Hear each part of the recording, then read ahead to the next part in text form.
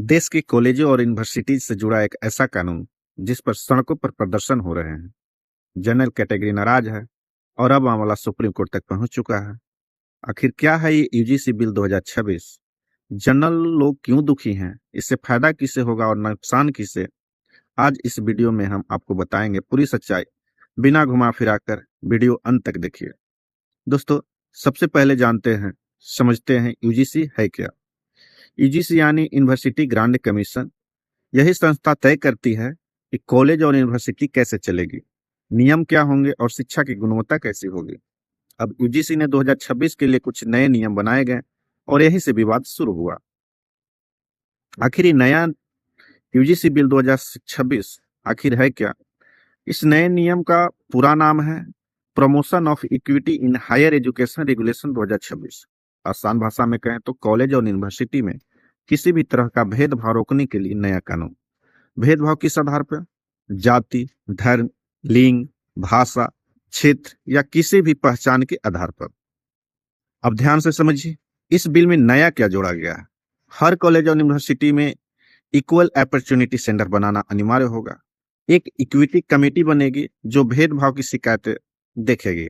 24 घंटे हेल्पलाइन और ऑनलाइन शिकायत पोर्टल होंगे।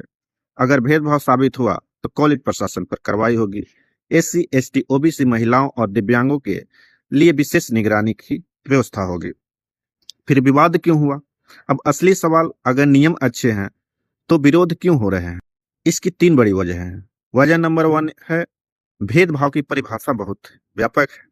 इस बिल में भेदभाव की परिभाषा बहुत ज्यादा खुली और अस्पष्ट है।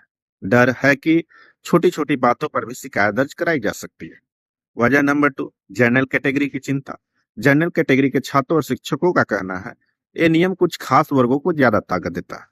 जनरल लोगों के लिए सुरक्षा साफ नहीं है, झूठी शिकायतों का डर है, इसलिए उन्हें लग रहा है कि ये कानून उल्टा भेदभाव पैदा कर सकता है। वजह नंबर 3 है समाज में विभाजन का डर। कई लोगों का मानना है कि ये नियम शिक्षा के बजाय जाति की राजनीति को बढ़ावा देगा और इससे नाराज और कैंपस में तनाव बढ़ सकता है। फिलहाल अब मामला सुप्रीम कोर्ट में है। इन्हीं कारणों से कई याचिकाएं सुप्रीम कोर्ट में दाखिल की गई है। कोर्ट ने क्या कहा? नियमों की भाषा स्पष्ट नहीं है, गलत इस्तेमाल की आशंका है, समाज में भ्रम फैल सकता है।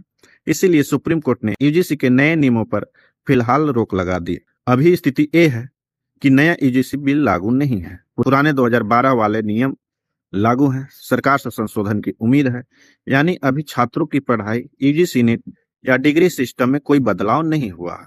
अब बात साफ साफ करते हैं, फायदे क्या हो सकते हैं।